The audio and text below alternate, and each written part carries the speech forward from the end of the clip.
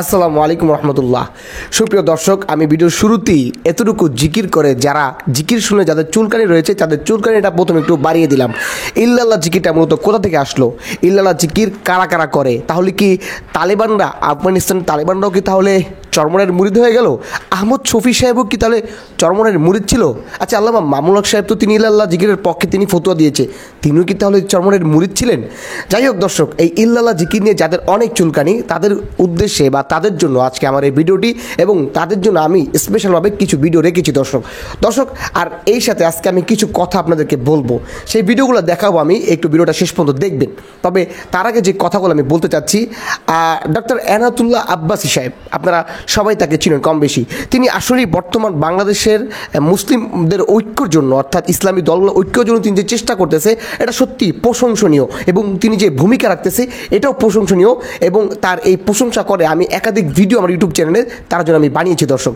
কিন্তু যারা ওলামায়ে দেওবন্দ নিজেদেরকে দাবি করেন তারাও তো তার অনেক ফ্যান, এখন তার অনেক ফলোয়ার রয়েছেন এখন ওলামায়ে দেওবন্দ, তার অন্য আকিদাগত টুকটাক সামান্যতম যে সমস্ত বিষয় আছে এগুলোকে আপনারা পিছনে রেখে আপনারা এখন ঐক্যের জন্য চেষ্টা করছেন। এই জন্য আপনারা এনায়েতুল আব্বাসী সাহেবকে এখন মাথায় নিয়ে নাচতেছেন। কিন্তু আমার প্রশ্ন, এই যে রিসেন্ট একটা ভিডিও ভাইরাল হয়েছে, এনায়েতুল আব্বাসী সাহেব তিনি হচ্ছে মিলাদ পড়তে পড়তে তিনি কিয়াম করতে তিনি দাঁড়িয়ে গেছে পুরা, ইয়ানবী সালাম আলাইকুম এই সমস্ত ওই যে দুরুদ পড়তে পড়তে আর কি, ইয়ানবী দুরুদ পড়তে পড়তে। তো এটা নিয়ে আপনারা তো কোনো কথা বলেন নেই। আপনারা ইল্লাল্লাহ জিকির, যেটা হচ্ছে ওলামায়ে দেওবন্দের দ্বারা যেটা হচ্ছে প্রমাণিত, যেটা হচ্ছে ওলামায়ে দেওবন্দের শাখা প্রশাখা যারা আছে সবাই এই জিকিরটা করে আসছে, না করলে যারা করে নেয় তারা এটার বিরোধিতা করে নেয়, তারা এটার পক্ষে ছিল, এটার পক্ষে তারা ফতোয়া দিয়েছে। কিন্তু তাহলে আপনারা কারা ভাই? মানে আপনারা কারা? আমার প্রশ্ন হচ্ছে আপনারা কারা যারা এই ইল্লাল্লাহ জিকির বিরোধিতা? আমি এতদিন ভাবছিলাম যে ইল্লাল্লাহ জিকিরের বিরোধিতা শুধুমাত্র জামাত শিবির করে, কারণ তারা মনে করে যেটা চরমনায় জিকির। কিন্তু ওলামায়ে দেওবন্দ তো জানে যেটা চরমনায় জিকির না, এটা হচ্ছে ওলামায়ে দেওবন্দের জিকির, অর্থাৎ এটা কওমি ওলামায়ে কেরাম সমস্ত মুসলমানদের জিকির। কিন্তু এটা ইল্লাল্লাহ, এই জিকিরটা তো প্রথমেই আসে না, প্রথমে তো লা ইলাহা ইল্লাল্লাহ বলে, তারপরে হচ্ছে ইল্লাল্লাহ বলে। কিন্তু প্রথমে লা ইলাহা ইল্লাল্লাহ বলতে বলতে বলতে বলতে বান্দা এক পর্যায়ে ইল্লাল্লাহ ইল্লাল্লাহ বলে। এটার ব্যাখ্যা আমি অত বড় আলেম না, আমি কিছুই না, অনেক আলেমরা কিন্তু এটার ব্যাখ্যা ইতিমধ্যে করেছে দর্শক শ্রোতাবৃন্দ। আজকে দেখাবো যে তালেবানরা কীভাবে বসে ইল্লাল্লাহ জিকির করছে। তরুণ প্রথমে আপনাদেরকে তালেবানদের একটি ভিডিও দেখাচ্ছি, সংক্ষিপ্ত শর্টের ভিডিও। এই যে আপনারা এই যে দেখতে পাচ্ছেন, এখন এই যে দেখতে পাচ্ছেন ভিডিওটি, এটা হচ্ছে তালেবানদের একটা জিকির। এখন এটা কি এডিট করা কিনা আবার অনেকে বলতে পারেন, কিন্তু আমি এটা সোশ্যাল মিডিয়াতে পেয়েছি। এরপরে যে ভিডিওটা দেখাবো যে আহমদ শফি সাহেব, এটা কিন্তু 100% শিওর একটি ভিডিও। আহমদ শফি সাহেব, আল্লামা শাহ আহমদ শফি আল্লাহ তাকে জান্নাতের উচ্চ মাকাম দান করুক। শফি সাহেব যে ইল্লাল্লাহ জিকিরের সবক দিচ্ছে, ইল্লাল্লাহ জিকির করছে, তুমি চারটি ভিডিও দেখাচ্ছি, দেখছেন আল্লামা আহমদ শফি সাহেব, দেখেন এটা আল্লামা আমাদের শফি সাহেব, জি এটা আল্লামা শফি সাহেব। আচ্ছা, এবার পাকিস্তানের আলেমরা, পাকিস্তানের বড় আলেমরা তারা ইল্লাল্লাহ জিকির করে কিনা, বা তারা ইল্লাল্লাহ জিকির সম্পর্কে তারা কি বলে, চলুন আমরা পাকিস্তানি আলেমদের একটা ভিডিও আপনাদেরকে দেখাই। এটা হচ্ছে পাকিস্তানি আলেমদের জিকির। হ্যাঁ, পাকিস্তান আলেমরা হচ্ছে এটা ইল্লাল্লাহ জিকির করতেছে, আপনারা দেখতে পাচ্ছেন।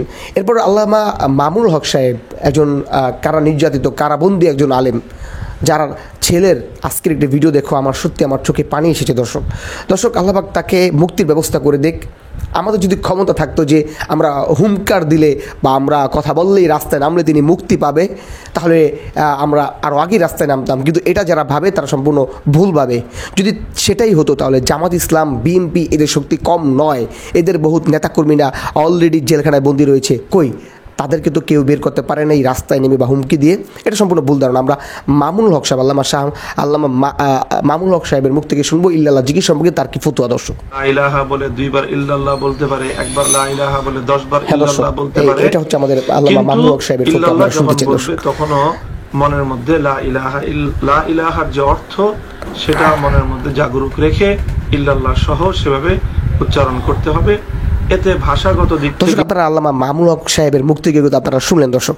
এই আল্লামা মামুনুল হক সাহেব সহ যে সমস্ত ওলামায়ে কেরামরা ইল্লাল্লাহ জিকিরের পক্ষে যারা কথা বলেছে, এদেরকে নিয়ে আপনাদের চুলকানি শুধুমাত্র চরমনাইকে নিয়ে, এর কোনো একটা উদ্দেশ্য তো অবশ্যই আছে বা থাকতে পারে দর্শক। আর এই ইল্লাল্লাহ জিকির তো এমন মানুষ করে যারা হচ্ছে আগে সিগারেট খাইতো, গান শুনতো, মদ খাইতো, জুয়া খেলতো, তারা হচ্ছে ইল্লাল্লাহ জিকির করুক বা তারা এইগুলোর মাধ্যমে আল্লাহ রাস্তায় আসতেছে। তো তো সেইটা নিয়ে আপনাদের এত অ্যালার্জি কেন হবে, চুলকানি কেন, আমি ঠিক বুঝি না। অনেকদিন পর্যন্ত ভিডিওটা বানাবো করে চিন্তা করতেছি, কিন্তু সময় সংক্ষিপ্ত কারণে সময় পাইনি, একটু ব্যস্ততার কারণে আমি বানাতে পারিনি, কিন্তু অবশেষে আজকে বানিয়ে ফেললাম। ইনশাল্লাহ পরবর্তীতে আরও কিছু জবাব নিয়ে আসবো এই ইল্লাল্লাহ জিকির ধারাবাহিকতায়। দর্শক আমরা আজকে আমাদের ভিডিওটি শেষ করবো। ইনশাল্লাহ পরবর্তীতে অন্য কোনো ভিডিওতে আবার দেখা হবে। সে পর্যন্ত আপনারা সকলেই ভালো থাকবেন, সুস্থ থাকবেন। বিদায় নিচ্ছি। আসসালামু আলাইকুম রহমতুল্লাহি ওয়া বারাকাতুহু।